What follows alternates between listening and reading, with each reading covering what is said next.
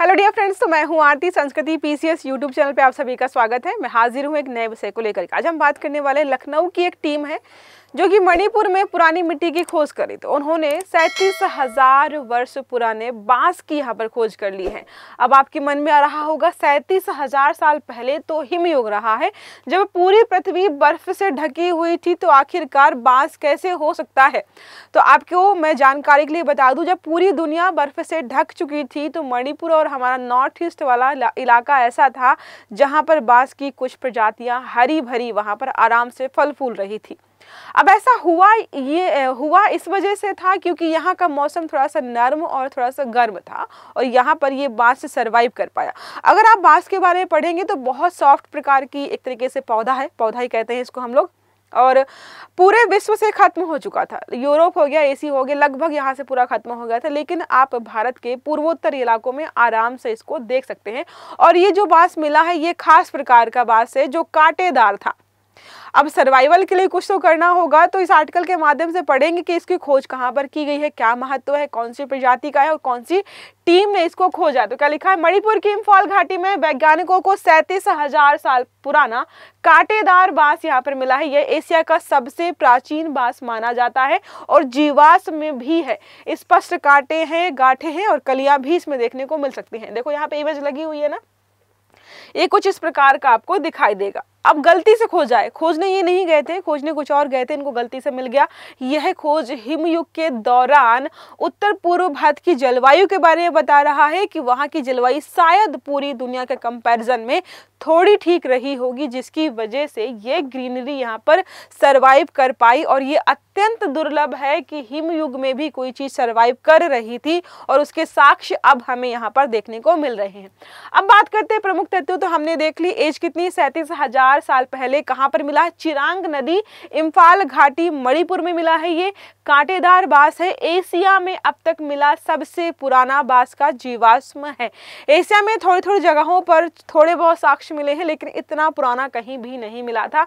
बांस के तने हैं, गांठे हैं, कांटे वगैरह सब कुछ देखने को मिलेंगे। अब बात करते हैं बांस का फॉसिलाइजेशन के बारे में।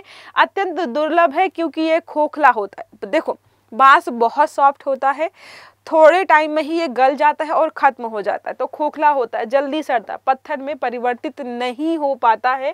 लेकिन ये बच गया, इसकी किस्मत है या कह सकते हैं हमें इसके बारे में जानने का मौका मिला है। अब खोज करने वाला जो संस्थान है तो Birbal Sahni institute of paleo sciences Lucknow, ये इंस्टीट्यूट का इमेज है, लगा दिया ताकि आप देख पाएं। और ये पूरे वैज्ञानिकों की टीम है जो कि यहाँ पर काम करने गई थी। हिमानी भाटिया, प्रियंका कुमारी, डॉक्टर हाओ बिजम सिंह और श्रीवास्तव, ये सब लोग जो है मिलकर यहाँ पर खोज कर रहे थे, पुरानी मिट्टी वगैरह के साक्ष्य ले रहे थे कुल मिलाकर के, लेकिन गलती से यहाँ पर ये मिल गया। अब किस प्रजाति का बांस मिला है, तो बांस की बहुत सारी प्रजातियां होती, जिसमें से जो इन्हें मिला इसके बारे में बात करते हैं। इसे चिमोनो बैम्बूसा प्रजाति का माना जा रहा है। बैम्बूसा यहाँ पर बात करते हैं तो यह आधुनिक कांटेदार बांस, जैसे बैम्बूसा जो है बैम्बूज हो गया, चिमोनो बैम्बूसा कैलोसा हो गया, ये सारे जो है इसकी प्रजातियां हैं। तो बहुत रेयर है इस प्रकार की चीजों को मिलना जुलना। अब इसी से इसको रिलेट करके यहाँ पे हम पढ़ रहे हैं। अब बात करते हैं हिमयुग के बारे में। हिमयुग का सीधा सीधा मतलब है कि पृथ्वी का तापमान बहुत कम हो गया होगा। अब उसके पीछे के रीजंस क्या हो सकते हैं कि पृथ्वी का जो अक्ष का झुकाव है वो परिवर्तित हुआ होगा, या सूर्य जो है बहुत दूर चला गया होगा जिसकी वजह से पूरी पृथ्वी जो बर्फ से ढक गई थी, तो उसी को हम हिमयुग के नाम से जानते हैं। तो हिमयुग के दौरान यूरोप और एशिया के बड़े हिस्सों से बांस की प्रजातियां समाप्त हो गई थी, लेकिन उत्तर पूर्व भारत में बांस जीवित थे, ये हमें अभी भी पता है। और कारण मैंने बताया है कि यहाँ का जो मौसम था सर्द गर्म था। क्षेत्र प्राकृतिक बायोडायवर्सिटी के हिसाब से काफी विशाल और बहुत बड़ा रहा है। निष्कर्ष बताता है कि लाखों वर्ष पहले भी यह उत्तर पूर्व भारत का जो इलाका, जो अभी भी जैव विविधता के हिसाब से हॉटस्पॉट है, बहुत सारी प्रजातियां, पौधे, पक्षी वगैरह आपको नॉर्थ ईस्ट में और जो 7 सिस्टर्स हमारी वहाँ पर देखने को मिलती हैं, और शायद ये अभी से नहीं बहुत हजारों सालों से ही है। अब बात करते हैं हिमयुग के बारे में। हिमयुग क्या है, तो नाम से पता चल रहा है कि ऐसा युग जहाँ पर सब बर्फ बर्फ रही होगी। देखिए यहाँ पर सब बर्फ ही दिखाई दे रही है। तो हिमयुग पृथ्वी का वह लंबा कालखंड होता है जब वैश्विक तापमान बहुत कम हो जाता है, पृथ्वी का बड़ा हिस्सा स्थायी बर्फ में कन्वर्ट हो गया होगा। यह प्राकृतिक चक्र है जो लाखों वर्ष तक चलता है और चलता आया है। मतलब अभी हम बहुत गर्मी झेल रहे हैं और हो सकता है भविष्य में और भी गर्मी पड़ेगी, लेकिन भविष्य पास्ट में ऐसा रहा होगा कि पृथ्वी बहुत ज़्यादा ठंडी रही होगी, जिसको हम हिमयुग के नाम से जानते हैं। अब बात करते हैं हिमयुग की प्रमुख विशेषताएं क्या है। स्थायी बर्फ का फैलाव, तो पूरे एरिया में स्थायी रूप से हर जगह बर्फ ही बर्फ होती है। तापमान में भारी मात्रा में गिरावट आती है, जिसकी वजह से पानी बर्फ में कन्वर्ट हो जाता है। अब मैंने कारण बता दी है, पृथ्वी का अक्ष का झुकाव या सूरज का ज़्यादा दूर जाना। समुद्र स्तर में गिरावट आएगी तो जाहिर सी बात है बड़ी मात्रा में पानी बर्फ जो है बन करके जम जाएगा, तो समुद्र स्तर में गिरावट आएगी। भूमि पुलों का निर्माण हो जाएगा। बर्फ जमने से समुद्र का स्तर घटता है, जमीन के रास्ते बनते हैं जिनमें मानव और जानवर नए महाद्वीपों में पहुंचते हैं। अभी आप देखते हो कि यहाँ से जो है अरेबियन सी हो गया, आपका हिंद महासागर, सब पानी है तो आप उस पर चल कर जा सकते नहीं हो। अब ये सब जम जाए, सोचिए बिल्कुल मोटी बर्फ की परत हो जाए तो आप उस पर आराम से वॉक करके यहाँ से वहाँ जा सकते हो। इसी को हम बोल रहे हैं क्या, भूमि पुलों का निर्माण होता है।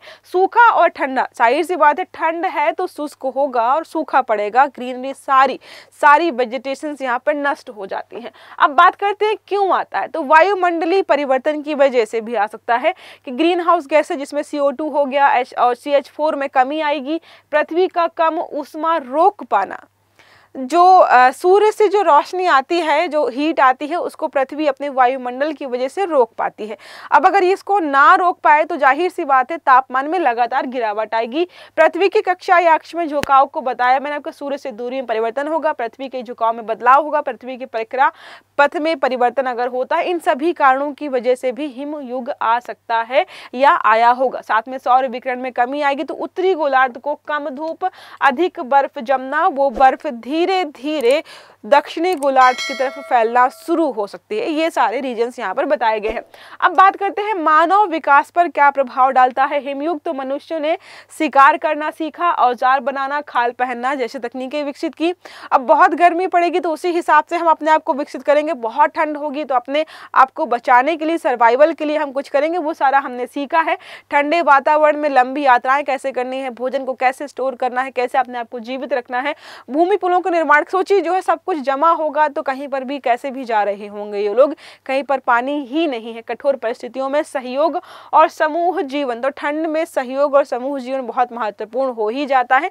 तो ये सारा हमने सीखा। अब हम बात करते हैं पृथ्वी पर कितने हिमयुग आए हैं अभी तक। तो पृथ्वी के इतिहास में कम से कम अभी तक 5 प्रमुख हिमयुग आकर चले गए हैं। वर्तमान में हम अंतर हिमयुग में हैं, यानी हिमयुगों के बीच का जो गर्म काल होता है। एक हिमयुग आकर गया है और भविष्य में एक हिमयुग आएगा और हम शायद बीच में हैं जहां पर बहुत गर्मी पड़ रही है। तो एक्सट्रीम वेदर आने वाला है और आके जा चुका है, ये सारा यहाँ पर बताया जा रहा है। अंतिम हिमयुग कब आया था, तो 11,700 वर्ष पहले समाप्त हो चुका है और हमें जो मिला है वो 37,000 वर्ष पुराना साक्ष्य मिला है। तो जाहिर सी बात है उस समय हिमयुग ही रहा होगा। ठीक है, अब नए पहलू हमने देख लिए ऑलरेडी। ये हमें मिला है प्राचीन काल से ही बांस का रक्षा तंत्र रहा है। यहाँ पर बात करते हैं यह खोज वैश्विक जलवायु परिवर्तन को समझने के लिए महत्वपूर्ण हो जाती है कि कब कहाँ पर क्या चीजें हैं। आइस एज के दौरान भी हरा भरा जीवन समृद्ध रहा होगा, किन किन इलाकों में रहेगा और क्यों रहेगा ये हम समझेंगे। तो हो सकता है भविष्य में अगर ऐसा लगे कि हिमयुग आने वाला है तो इंसानों के पास प्रॉपर थ्योरी होगी कि भाई हिमयुग आएगा भी तो ये वाले इलाके रहने योग्य होंगे, क्योंकि यहाँ पर फिर भी वेजिटेशन रहता है। ये हमें भविष्य में बचाने की टेक्निक हो सकती है। वैज्ञानिक महत्व इसका यही है कि इसके माध्यम से हम समझ पाएंगे हिमयुग के दौरान क्या और कैसे हुआ होगा, और भारत के जो पूर्वोत्तर क्षेत्र हैं उनके भूवैज्ञानिक और जैव विविधता इतिहास को भी हम समझ पाएंगे। और बात करते हैं प्राचीन वनस्पति विज्ञान के क्षेत्र में भी भारत के लिए स्थिति बहुत मजबूत होगी, क्योंकि हमें मिला है तो हम इसके बारे में रिसर्च करेंगे और प्रकाशित भी करेंगे। अब बात करते हैं जो ये रिसर्च हुई है आखिरकार प्रकाशित कहाँ पर हुई। कई बार पूछ लेता है कि हाल फिलहाल में फला रिसर्च हुई थी, वो कहाँ पर प्रकाशित की गई है। तो आपको इसका नाम याद रखना है कि अंतरराष्ट्रीय जर्नल है जिसका नाम है रिव्यू ऑफ पैलियोबॉटनी एंड स्पेलिनोलॉजी, यहाँ पर इसको जो है प्रकाशित किया गया है। अब एक प्रश्न हमारा इसी आर्टिकल से संबंधित प्रश्न पूछ रहा है, मणिपुर में हाल ही में मिला 37,000 वर्ष पुराना बांस जीवाश्म किस कारण से महत्वपूर्ण है? पहला है यह दुनिया का सबसे बड़ा जीवाश्म है, दूसरा है यह एशिया का सबसे पुराना कांटेदार बांस जीवाश्म है, और तीसरा है यह धातु युक्त जीवाश्म, चौथा और आखिरी है कि यह समुद्री शैवाल का जीवाश्म है। सही आंसर देना आपको कमेंट बॉक्स में। अगर वीडियो अच्छा लगा तो लाइक करना है, चैनल को सब्सक्राइब करना है, बेल आइकन जरूर दबाना है ताकि सारे वीडियोस आपको समय पर मिलते रहे। तो अच्छे से पढ़िएगा। Have a good day. Thank you.